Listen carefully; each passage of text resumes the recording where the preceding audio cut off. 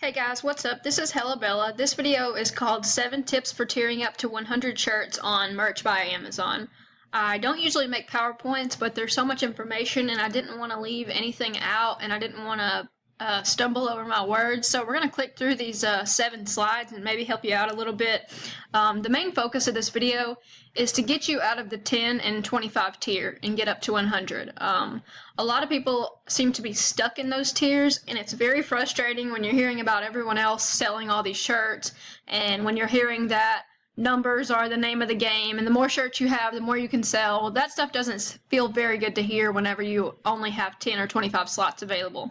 So I'm going to go over some stuff that I told my aunt. She is also in the 10 tier right now. So this is just some things that I would tell anybody who is trying to tier up. So tip number 1, make a shirt for your hometown.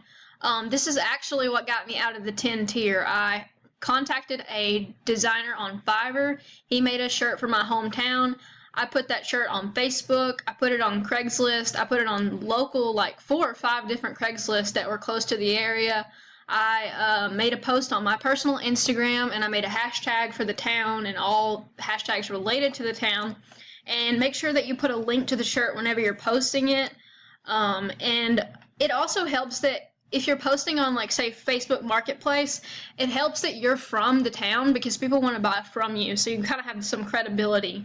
And like I said, it works especially well if there aren't any shirts available in your hometown. Like for me, I live in a very small town, so there was just not that many.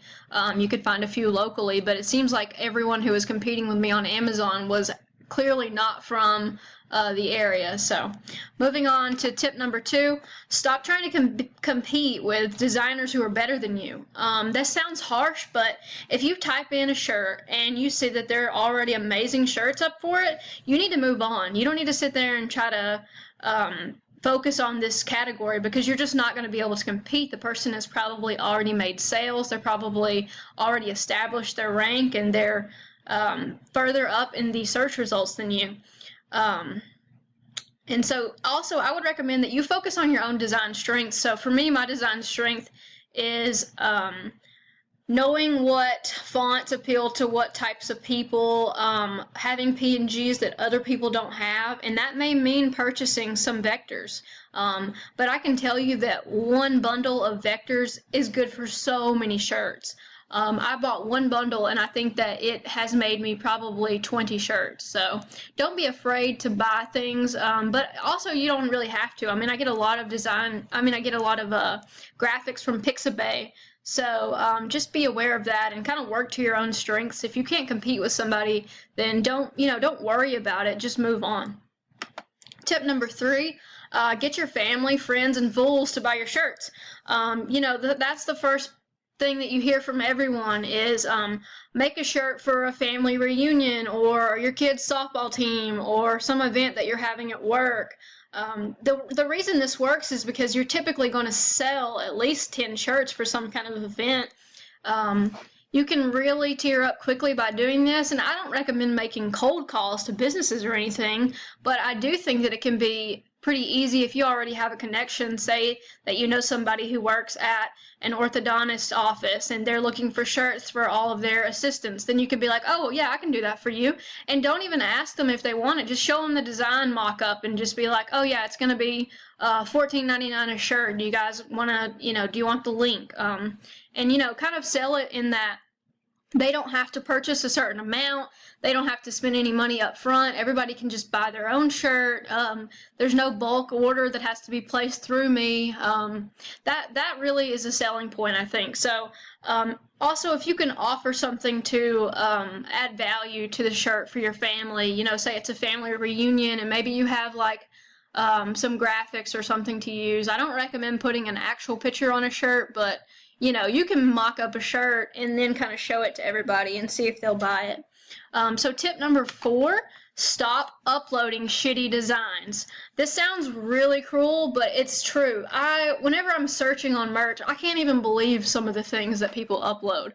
And I'm not saying that I'm a great designer. I was actually a really shitty designer in the beginning, but I can tell now whenever something is misaligned or when fonts don't go together. You can't just put two fonts next to each other.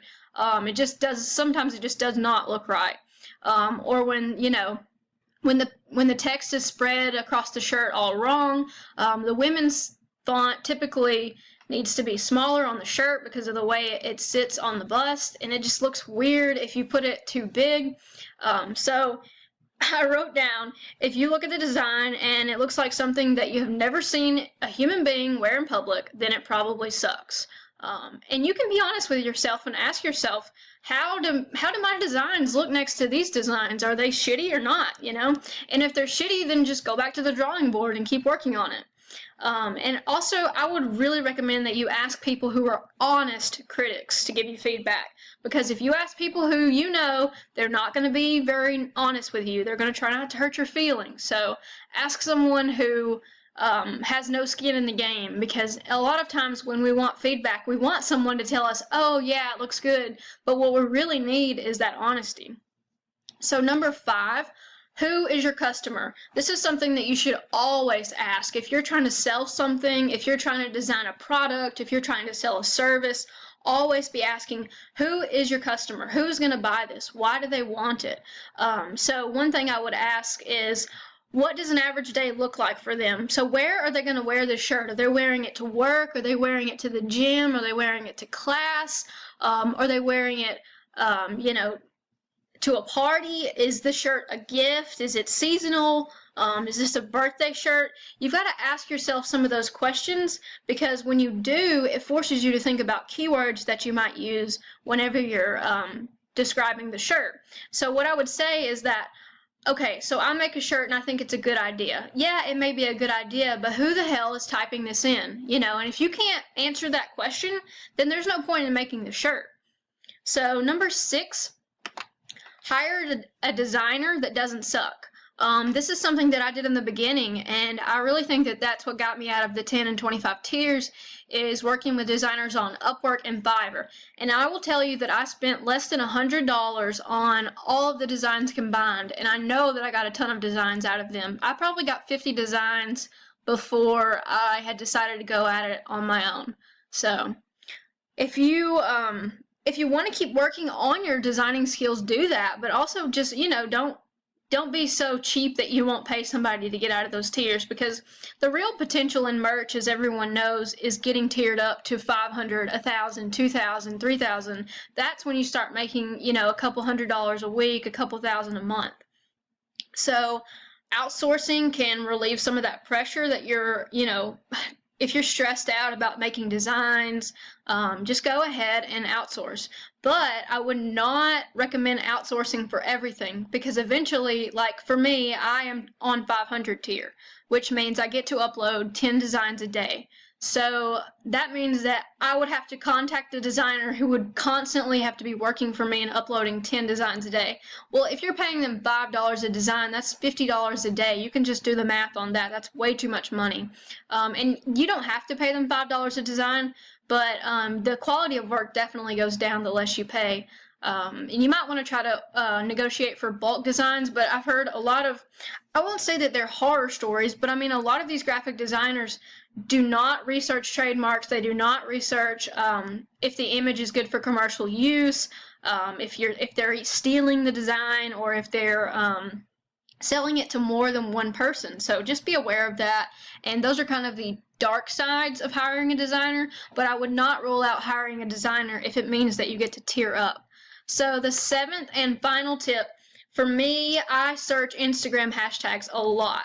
I think that there are a lot of popular hashtags that nobody has made a shirt for, just because there's nobody who does merch by Amazon who knows about this hashtag.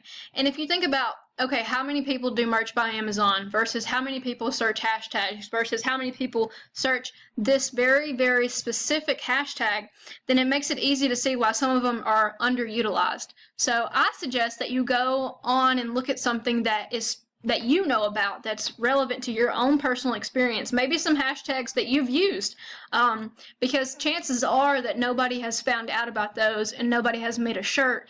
And another thing that it does is it gives you some I guess, inspiration as to what to type into Amazon, because I mean, there's some days where, okay, I have to do my 10 shirts. I'm just tired of typing in things. I'm tired of every page I type in. Oh, there's already 300 shirts up. So this kind of relieves some of that. So an example would be the dog mom shirts and the dog dad shirts. Well, you can take that one step further and make a husky mom shirt. Then you put the husky the husky photo on there, and you have the husky mom shirt, the pug mom, the Australian shepherd mom, whatever. So hopefully this video helps. I did not mean to go so long, but I really just wanted to help you out and get out of the 10 and 25 tiers so you can start making some real money on merch by Amazon. I will say that I am no expert at this. I have been learning as I go, and I started in February, and so it's now July. So I just got an email today or yesterday about the payout for June. My payout for June was $387. So, I mean, obviously I'm not killing it yet, but I do plan to break $500 in royalties for July. So, and then the next big goal will be $1,000 a month in royalties. So hopefully you guys enjoyed it. If you have tips for tiering up or just tips in general on merch, leave them in the comments. And I would be happy to hear how this video helped you if it did. Thanks for watching.